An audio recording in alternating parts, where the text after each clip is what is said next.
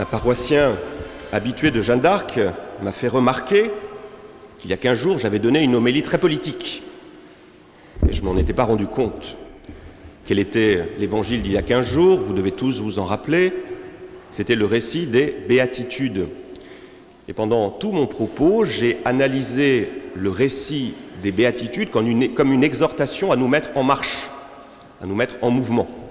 J'ai d'ailleurs même conclu mon propos en reprenant la traduction du mot « bienheureux », la traduction proposée par Chouraki, qui traduit « bienheureux » par « en marche ». Et donc, certains m'ont dit que j'étais peut-être macronien ou macroniste, je ne sais pas quel est le terme que l'on doit utiliser. En fait, pas du tout. Enfin, pas du tout. C'est-à-dire que je n'avais aucun propos politique. J'avais en vue véritablement la page d'évangile. Et je commence ce matin ainsi mon propos parce que, encore aujourd'hui, nous sommes invités à nous mettre en marche, à nous mettre en route, à nous mettre en chemin. C'est le cas de la première lecture, c'est aussi bien sûr le cas du psaume, où nous avons même cette expression en marche, en route, en chemin. Mais c'est aussi, je crois, beaucoup le cas dans notre page d'évangile.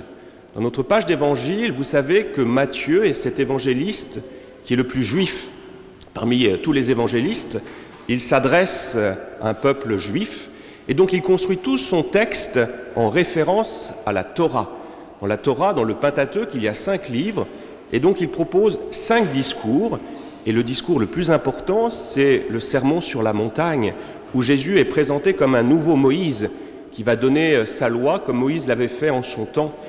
Et donc c'est très important de nous arrêter quelques instants sur la loi de Moïse, sur ces célèbres 10 commandements.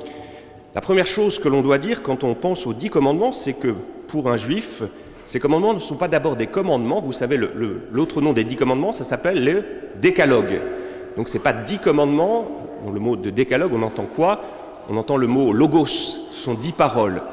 Et ce qui est toujours très intéressant, c'est de lire le verset qui précède le don du décalogue. C'est Jésus qui parle et qui dit « Je suis le Dieu qui t'ai libéré, qui t'ai fait sortir d'Égypte. » Et à partir de là, Dieu donne à Moïse ces 10 paroles, ces 10 commandements. Ça veut dire quoi? Ça veut dire que ces 10 paroles, ces 10 commandements, ce sont véritablement un chemin que nous propose Dieu pour parvenir à cette libération. Le peuple élu a été prisonnier de l'Égypte, il s'est mis en marche, il est proche de la terre promise, mais il y a encore quelques difficultés, donc le peuple est un peu perdu, donc il a besoin de quoi? De quoi avons-nous besoin quand nous sommes perdus? Nous avons besoin d'une carte. Nous avons déjà besoin de nous mettre d'accord sur notre point de destination. Donc la destination, c'est la terre promise, et donc Dieu, voyant que nous risquons de nous égarer, qu'est-ce qu'il fait? Il donne une carte, il donne ces 10 paroles qui viennent en quelque sorte baliser le chemin que doit parcourir le peuple élu pour parvenir à la terre promise.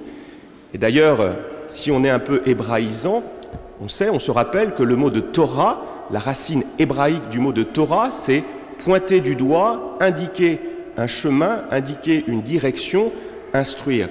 Les 10 commandements, c'est ça, c'est une invitation que Dieu adresse au peuple élu à continuer sa marche, à continuer sa route pour rejoindre la terre promise. Ces 10 paroles que Jésus assume, pas un seul iota de cette loi ne va être changé, eh bien, ces 10 paroles, elles sont données véritablement par Dieu comme une promesse, comme quelque chose de dynamique. La loi, ce n'est pas quelque chose de figé, ce n'est pas quelque chose de légaliste.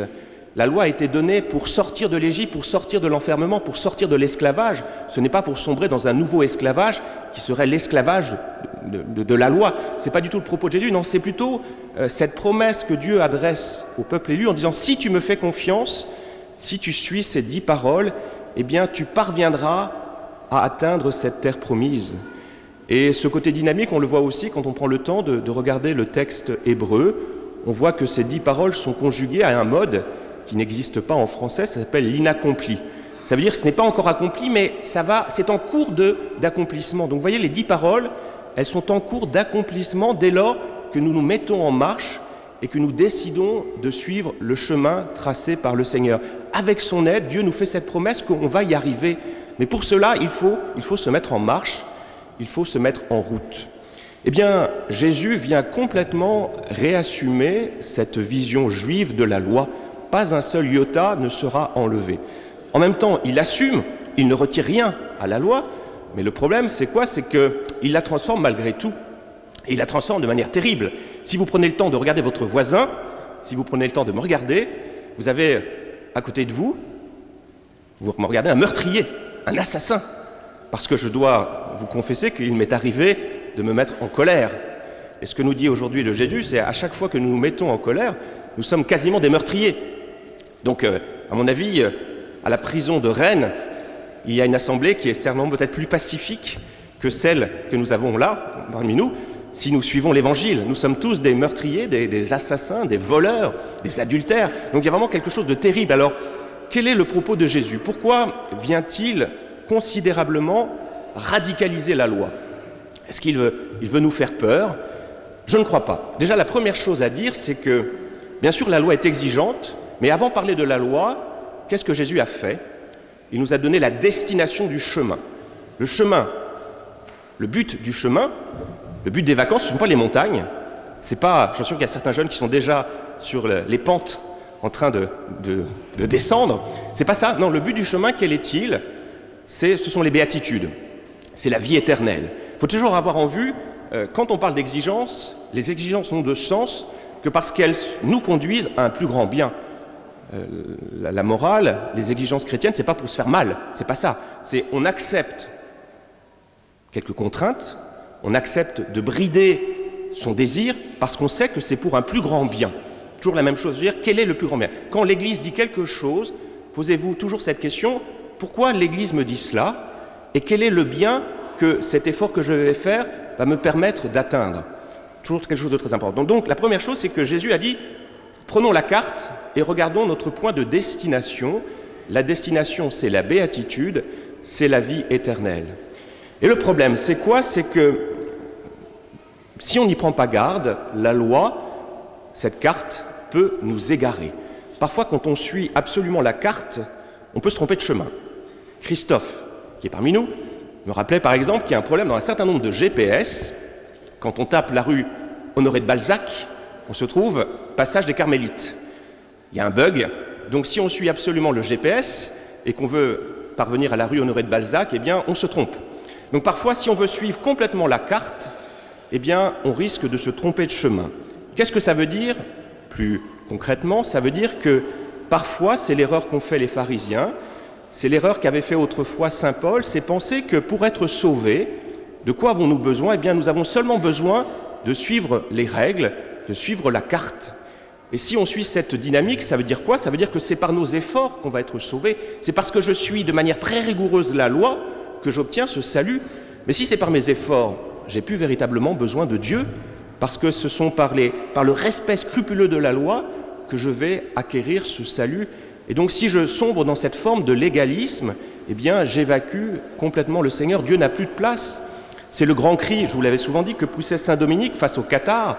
Donc les cathares sont des hommes, des femmes qui s'imposaient plein de pénitence, une vie très dure et qui pensaient qu'ils allaient pouvoir être sauvés par leurs efforts, par leur pénitence. Et saint Dominique s'écrie, que vont-ils devenir? Que vont devenir les pécheurs?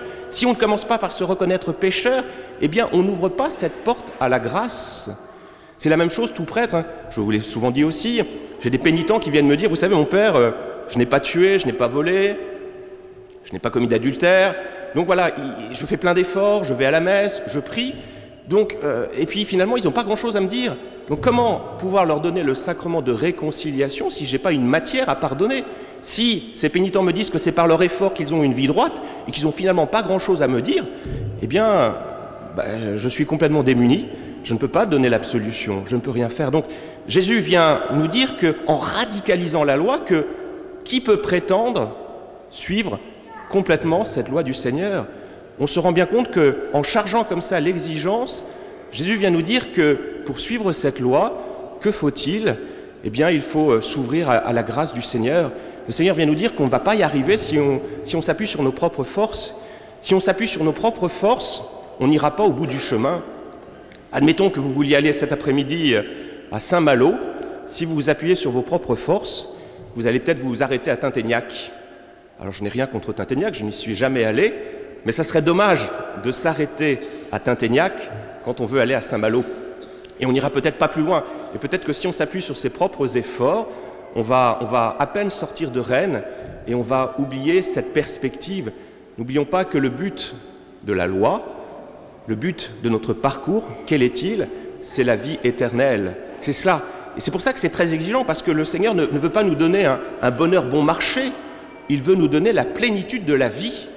Mais en même temps, il nous dit cette exigence, mais il nous dit en même temps, si vous appuyez sur vos propres forces, vous n'allez pas y parvenir, vous avez besoin de moi.